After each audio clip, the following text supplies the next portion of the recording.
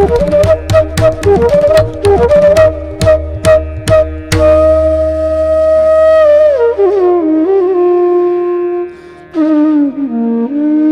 गुरुदेव ध्यान शंकराय नमः। प्रिय दर्शकों नमस्कार, मैं ज्योतिष आचार्य जिगर पर एक बार फिर आप सबका स्वागत करता हूं।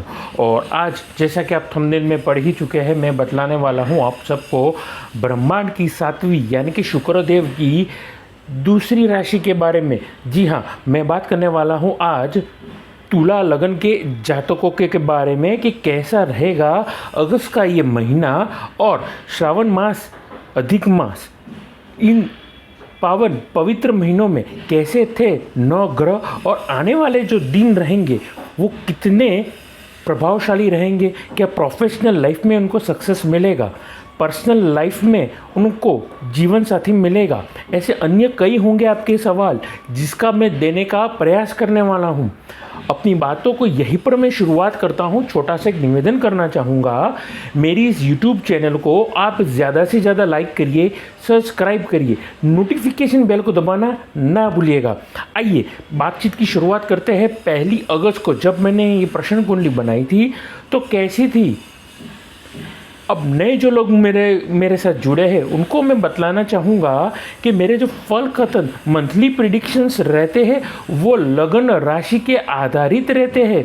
यानी कि अगर आपको नहीं पता है कि आपकी लगन राशि कौन सी है, कृपया करके कुंडली खोली, सेकंड यानी कि सेंटर में बीच में जो नंबर लिखा होता है लग के बाजू में, वही होती है लगन कुंडली और लगन राशि।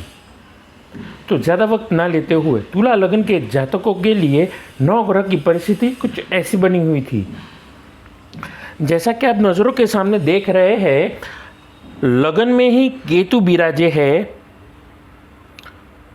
चतुर्थ स्थान में माँ के घर में मकर राशि में चंद्रमा, शनि पंचमेश होकर के कुंभ राशि में विराजे है, सप्तम भाव में गुरु और राहु का चांडाल योग देखने को मिला है।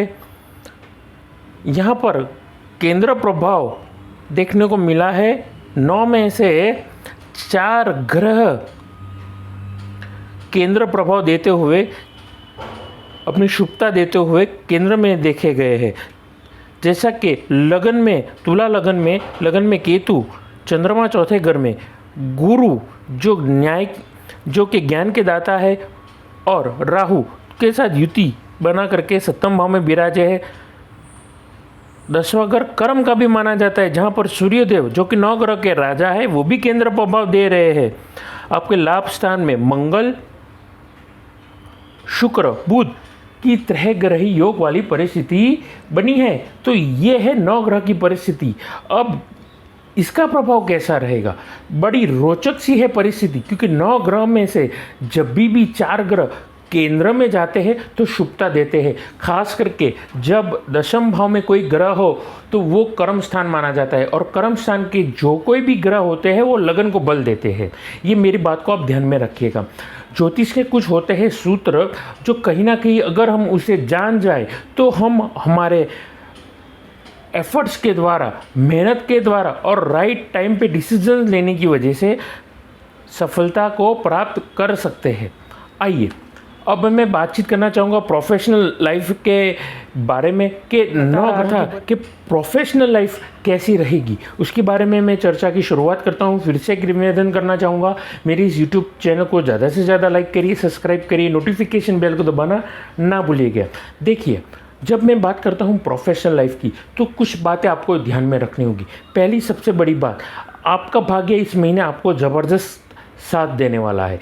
क्यों? क्योंकि मैंने कहा कि आपको केंद्र प्रभाव बहुत सारे ग्रह हैं जो आपको स्वाभाविक सी बात है, वो 5 के ग्रह आपको केंद्र के बल दे रहे हैं। लगन में बैठा केतु, चतुर्थ स्थान में चंद्रमा, सप्तम भाव में गुरु और राहु, और दशम के घर में 5वां जो कि सूर्यदेव कर्म के घर में विराजे हैं। तो 9 में से 5 ग्रह आपके भाग्य को बलवान बना रहे हैं, आपके कर्म को बलवान बना रहे हैं। अब यहाँ पे क्या करना है, भाग्य जैसा मैंने कहा साथ देने वाला है। उसके अलावा आपको प्रोफेशनल एटीट्यूड एडॉप्ट करना रहेगा।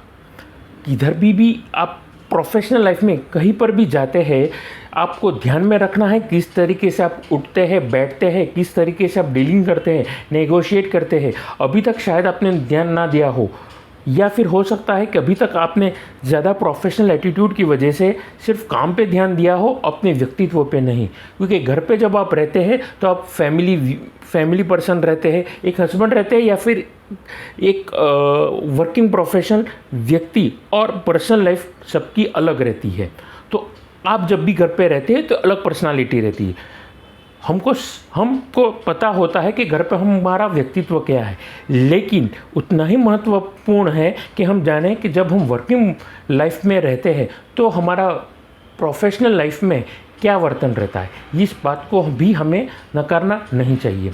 दूसरी बड़ी बात, प्रोफेशनल एटीट्यूड एडॉप्ट करने के साथ साथ प्रोफेशनल लाइफ और पर्सनल लाइफ अलग रखनी है। और अगर आप स्ट्रेस से गुजर रहे हैं, अनवांटेड कुछ तकलीफ से गुजर रहे हैं, तो मैं समझता हूँ आपको इन दोनों के बीच में बैलेंस भी बना करके रखने चाहिए। आगे जा करके आप मैन्युफैक्चरिंग यूनिट में काम कर रहे हैं, कंस्ट्रक्शन संबंधित काम कर रहे हैं, आप रीडेवलपमेंट संबंधित काम कर रहे हैं, प्रॉपर्टी डीलिंग से संबंधित काम कर रहे हैं, या फिर आप स्पेसिफिकली रीडेवलपमेंट की कंसल्टेंसी प्रोवाइड करते हैं, आईटी के संबंधित काम कर रहे हैं, सॉफ्टवेयर संबंधित काम कर रहे हैं, प्रॉपर्टी डीलर इत्यादि आप काम कर रहे हैं, तो ये काम में आपको ज़बरदस्त लाभ मिलेंगे।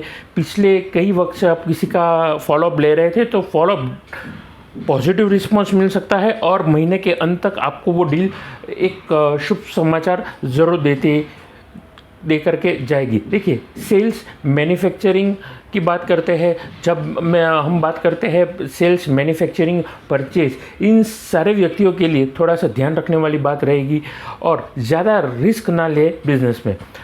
तो सोच समझ करके मार्केट की परिस्थिति को आप अगर भाप करके आप कदम उठाएंगे, तो मैं समझता हूँ यहाँ पर आपके लिए ये वक्त जो रहेगा वो ज़्यादा प्रभावशाली और फ़ायदेमंद रहेगा। आगे नौकरी पेशा एम्प्लॉय वर्क के जातकों के बारे में मैं बातचीत करना चाहूँगा। देखिए, नौकरी पेशा वर्ग जो होते हैं वो 30 दिन लगातार काम करते हैं, और 30 दिन काम करने के बाद उनको एक दिन पगार मिलती है। लेकिन 30 दिन क्या एफर्ट जाते हैं वो उनको पता होता है। 30 के 30 दिन एक जैसे नहीं रहते हैं। तो यहाँ पर आपको क्या करना है, यहाँ पर अगर आप सेल्स में काम कर रहे हैं, यहाँ पर आप अगर मार्केटिंग संबंधित काम कर रहे हैं, मैन्युफैक्चरर से अगर आप डायरेक्ट कुछ परचेस कर रहे हैं, तो आपके लिए ये वक्त अच्छा रहेगा। बहुत मेहनत करने के बाद आपको सफलता मिलेगी। या दूसरे शब्दों में अपनी बात में रखूँ तो जो फिरेगा वही चलेगा। आगे जा कर के अगर आप फ्रस्ट्रेट हो गए हैं, जॉब चेंज करने की सोच रहे हैं, तो जॉब चेंज करने का ये वक्त सही नहीं रहेगा।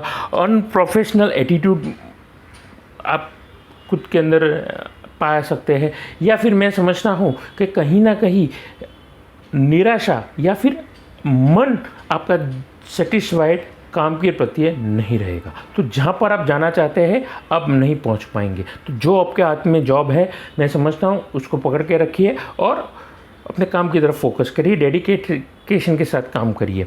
आगे जा कर के मार्केटिंग वालों के लिए जो सेल्स में काम कर रहे हैं और मार्केटिंग का संबंधित काम कर रहे हैं, उनके लिए टीम के साथ काम करना, टीम के साथ बेहतरीन कोऑर्डिनेशन के साथ अगर काम करेंगे तो आपका अकेले का नहीं, पूरी कंपनी का, पूरी ऑर्गेनाइजेशन का फ़ायदा होगा।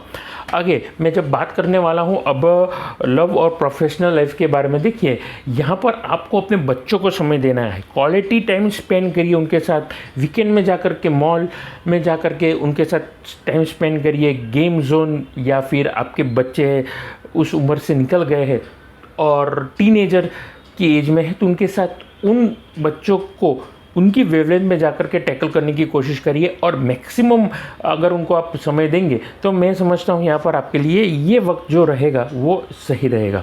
अब यहाँ पर आपको जब भी मौका मिले, अपनी जीवन साथी के साथ में कोई भी अगर अनबन हुई है तो डिफरेंस ऑफ ओपिनियन तुरंत क्लियर करने की कोशिश करिए। उसके साथ जब भी आप बात करते हैं तो स्पष्टतापूर्वक बात करिए, क्योंकि रिश्तों में जितनी ट्रांसपेरेंसी होगी उतना ही आपको पता चलेगा कि आखिर आपकी ज़िंदगियों में चल क्या रहा है। हस्बैंड वाइफ के, या फिर भाई बहन के, या फिर माता पिता के साथ अगर आप एक ही वेवलेंथ में हो जाकर के सोच एक रखेंगे, यकीन मानिए ज़िंदगी आराम से गुजरेगी, ना कि ज़िंदगी बन के आने वाले कोई महत्वपूर्ण जो निर्णय होते हैं वो आसानी से निकल जाते हैं। छोटी से छोटी तकलीफ़ या मैं कह सकता हूँ विपरीत परिस्थिति छोटी बन करके निकल सकती है। आगे मैं बातचीत करना चाहूँगा विद्यार्थी वर्ग के बारे में। देखिए, विद्यार्थी वर्ग के लिए मैं ये जो वक्त है बड़ा महत्वपूर्ण वक्त है। ये वक्त घूम करके वापस नहीं आने वाला है। So value your time and don't waste the time. And और अगर आप गवर्नमेंट एंट्रेंस एग्ज़ाम संबंधित प्रिपरेशन कर रहे हैं, डिफेंस में सिविल संबंधित पढ़ाई कर रहे हैं, जुडिशरी की संबंधित पढ़ाई कर रहे हैं, चाहे लॉ की पढ़ाई कर रहे हैं, पुलिस की या अन्य कोई डिफेंस फोर्स की एंट्रेंस एग्ज़ाम दे रहे हैं, फिजिकल या प्रैक्टिकल, तो आपके लिए ये जो वक्त रहेगा फेवरेबल रहेगा। यहाँ पर आपको बहुत सारा प्लानिंग करना पड़ेगा। आपको प्रॉपर प्लानिंग के बाद उसको एग्जीक्यूशन की तरफ डालेंगे तो मैं समझता हूँ यहाँ पर ये जो परिस्थिति होगी ना कि बन के विपरीत रिजल्ट देगी, बन के आपको मन चाहे मुकाम पर भी पहुँचा करके रहेगी। ध्यान में रखिएगा। आगे मैं बातचीत करना चाहूँगा तुला लगन के स्वास्थ्य के बारे में। देखिए, तुला लगन के जातक जो भी मुझे सुन रहे हैं उनको मैं बतलाना चाहूँगा, आपको ब्लड प्रेशर की तकलीफ़, डायबिटीज़ से संबंधित तकलीफ़ हो सकती है अगर आप पेशेंट है तो।